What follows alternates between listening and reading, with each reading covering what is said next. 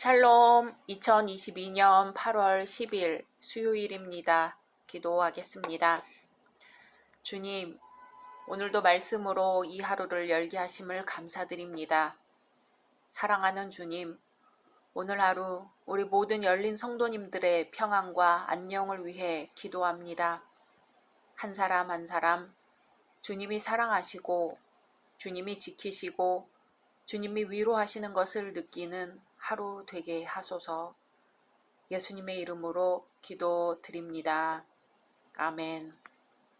오늘의 말씀은 민수기 27장입니다.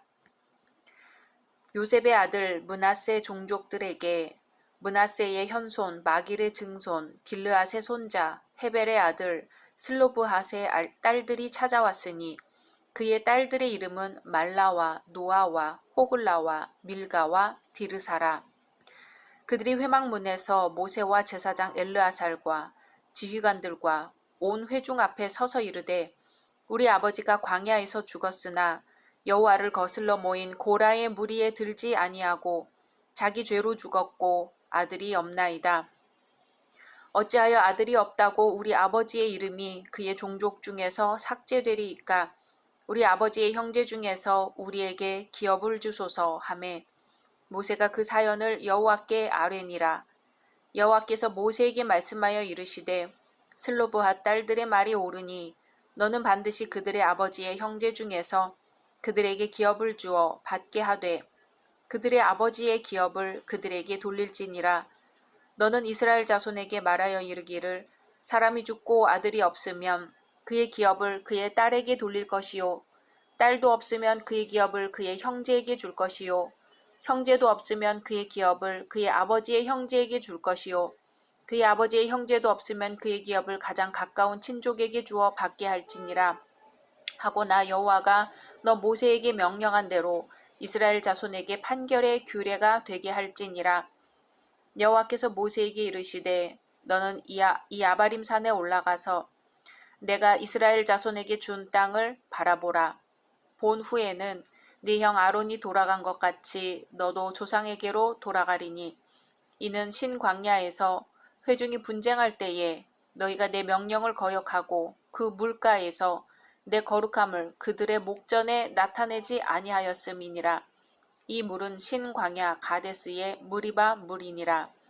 모세가 여호와께 여짜와 이르되 여호와 모든 육체의 생명의 하나님이시여 원하건대 한 사람을 이 회중 위에 세워서 그로 그들 앞에 출입하며 그들을 인도하여 출입하게 하사 여호와의 회중이 목자 없는 양과 같이 되지 않게 하옵소서.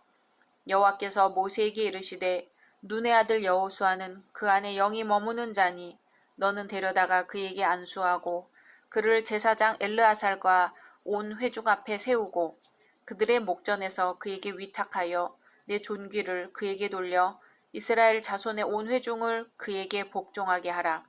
그는 제사장 엘르아살 앞에 설 것이요 엘르아살은 그를 위하여 우림의 판결로서 여호와 앞에 물을 것이며 그와 온 이스라엘 자손 곧 온 회중은 엘르아살의 말을 따라 나가며 들어올 것이니라. 모세가 여호와께서 자기에게 명령하신 대로 하여 여호수아를 데려다가 제사장 엘르아살과 온 회중 앞에 세우고 그에게 안수하여 위탁하되 여호와께서 모세에게 명령하신 대로 하였더라. 아멘. 오늘 민수기 27장에서는 앞장에서 나온 가나안 땅 분배를 목적으로 실시된 제2차 인구조사의 땅 분배 원칙으로 생겨난 상속 문제가 다뤄져 있습니다. 본문에는 각 지파에서 20세 이상 된 남자 수에 따라 가나안 땅을 분배하라는 가나안 영토 분배 원칙에 이의를 제기했던 슬로브핫 딸들의 의사가 은혜롭게 관철되는 장면이 기록되어 있습니다.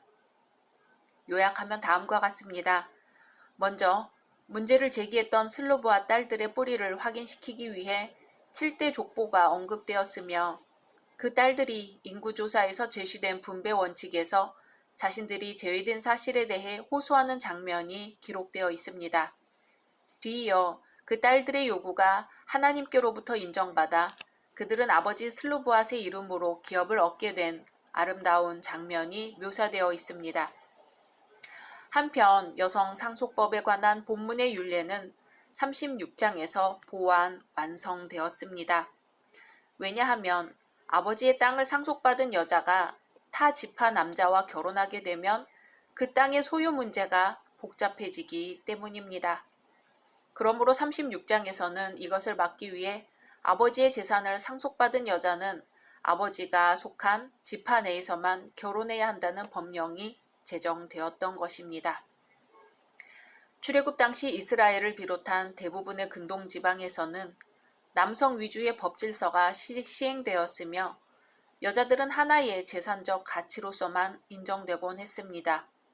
특히 여인들은 자기 남편의 칭호를 부를 때 마치 노예가 주인을 호칭하듯 주인, 지배자라는 뜻의 바알이라고 부르거나 신하가 왕을 호칭하듯 주님이라는 뜻의 아돈이라고 불렀습니다. 이러한 이유들 때문에 여자들에게는 상속권이 주어지지 않았습니다. 그러나 하나님께서는 오늘 말씀에 그 가정에 남성 상속권자가 없을 경우 여자들도 상속할 수 있다는 특례법을 신설하심으로써 여성의 권익을 상당히 신장시키셨습니다. 이처럼 상속법의 계속적인 보완과 제정을 통해 하나님께서는 모든 율법이 단지 형식에 얽매 있는 제도적 틀이 아니라 오직 인간을 사랑하시며 긍휼히 여기시는 하나님의 자비로운 의지의 반영임을 보여줍니다. 실로 율법의 완성은 사랑이며 그러기에 구약의 모든 율법은 사랑의 실체이신 그리스도 예수 안에서 완성되었습니다. 이제 가나안 정복을 위한 각종 준비와 그 땅의 분배에 관한 모든 지시를 마친 후에 드디어 여호와께서는 이스라엘의 지도자를 교체하십니다. 즉 하나님께서는 신광야의 무리바 물 사건을 회상하시면서 모세에게 그의 임종을 고지하셨습니다. 이처럼 가나안 입성이 좌절되는 쓰라린 현실 속에서도 모세는 개인을 위한 기도보다는 새로운 이스라엘 지도자를 위한 간절한 기도에 임합니다. 그에 따라 하나님께서는 눈의 아들 여호수아를 모세의 후계자로 인정하시고 이스라엘 온 회중 앞에서 하나님께서 친히 택하신 지도자로서의 위임식을 거행토록 하십니다. 실로 이스라엘 역사에 있어서 모든 사명은 언제나 하나님으로부터 주어졌습니다. 이런 점에서 모세의 후계자도 모세나 또는 회중에 의해 선출되지 않고 하나님으로부터 직접 선임되었습니다. 모든 지도자의 권위는 하나님으로부터 주어진 것으로서 그 지도자가 하나님의 뜻에 배치되지 않는 이상 그의 권위를 인정할 수 있어야 합니다. 한편 모세와 여호수아는 이스라엘의 가나안 입국을 위해 준비된 지도자들이지만 모세가 이스라엘을 출애굽시킨 인물이라면 여호수아는 이스라엘을 가나안에 안착시킨 인물이라는 점에서 각각 차이가 납니다. 이러한 두 사역은 인류를 죄악에서 구출하시고 또한 하늘 가나안으로 인도하여 들이시는 예수 그리스도 안에서 완전한 조화를 이루게 됩니다. 리차드 바크의 세 번째 작품인 갈매기의 꿈의 내용은 이렇습니다. 주인공 조나단이라는 갈매기는 다른 동료와는 달리 사랑한다는 의미까지도 알고 있는 굉장한 갈매기입니다. 조나단에게는 먹는 일보다 나는 일이 더 중요했지요. 그런 그에게 아버지는 겨울이 멀지 않았다고 말해줍니다. 고깃배도 거의 없어질 것이고 물 위 고기도 깊이 헤엄칠 것이니 먹이를 어떻게 얻는지 배우라고요. 비행하는 일은 좋은 것이지만 나는 이유는 먹기 위해서라는 것을 잊지 말라고 당부하는 것이었죠. 하지만 조나단은 나는 것을 사랑할 뿐만 아니라 나는 일의 의미를 알고 다시 그것을 초월하는 것까지도 생각하고 있었습니다. 그리하여 괴롭고 어려운 맹훈련을 하고 자기와 외부 세계와의 싸움 끝에 완전한 자유를 얻은 갈매기가 되어 어두운 하늘 저쪽으로 사라져갑니다. 오늘보다 나은 내일을 바라볼 줄 알 때 현실에 안주하는 것을 스스로 용납지 않을 것입니다. 아바림 산에서 하나님은 모세의 임종이 가까웠음을 알려주십니다. 그러면서 모세가 복의 땅에 들어가지 못하는 이유는 바로 신광야 가데스에서 당신의 거룩함을 드러내지 못했기 때문이라고 말씀하십니다. 이에 모세는 서운한 생각보다는 자신 이후에 백성들을 이끌어갈 후계자를 오히려 하나님께 구하게 됩니다. 역시 대단한 지도자였습니다. 위인을 위인되게 하는 요인은 무엇이며 범인을 범인되게 만드는 원인은 무엇일까요? 그것은 바로 그가 내일을 생각하느냐, 그것의 문제일 것입니다. 일본에 의해 나라의 국권이 상실됐을 때 왜 어떤 선열은 자신의 몸과 가족을 희생하며 국권 회복에 목숨을 바쳤을까요? 친일 행위까지는 아니하더라도 현실에 적응하며 제 몸 하나 편안하게 살 수 있었을 텐데 말이지요. 바로 자신의 삶 이후에 펼쳐질 후손의 삶을 바라보았기 때문입니다. 모든 이스라엘 백성이 들어가기를 염원했던 젖과 꿀이 흐르는 복된 땅, 포도송이를 장정 2명이 어깨에 메고 다녀야 할 정도로 비옥한 땅, 모세가 파란만장한 광야 생활을 참을 수 있었던 것도 그 땅에 대한 희망이 있었기 때문일 것입니다. 그러나 하나님으로부터 정작 자신은 들어가지 못한다는 소리를 들었을 때 모세 자신은 얼마나 허탄했을까요? 그러나 그는 구약시대의 한 획을 그었던 큰 거인이었습니다. 그는 임종을 눈앞에 두고도 이스라엘 백성의 내일을 생각한 믿음의 지도자였습니다. 모세는 처음부터 완벽한 신앙 인격자는 아니었습니다. 위대한 신앙의 인물로 평가받고 믿음의 사람의 반열에 올라서기까지 수많은 믿음의 시행착오를 겪었지요.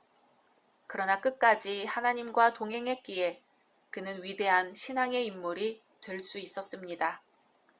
그러나 오늘 말씀에는 하나님의 주권을 인정하며 그의 생명마저도 하나님의 뜻에 맡겨버리며 동족들의 영적 안위를 걱정했던 모세, 하나님의 명령에 절대 순종했던 모세의 모습이 그려져 있습니다. 우리는 이 세상을 떠나 하나님 앞에 서는 날 과연 어떤 평가를 받을까요? 성도라면 자신을 십자가 앞에 굴복시키고 십자가를 지는 삶을 살아야 합니다. 오늘도 예수님의 십자가 앞에 서는 귀한 날 되시기를 소망합니다. 각자 말씀 묵상하신 후 주기도문으로 마치겠습니다.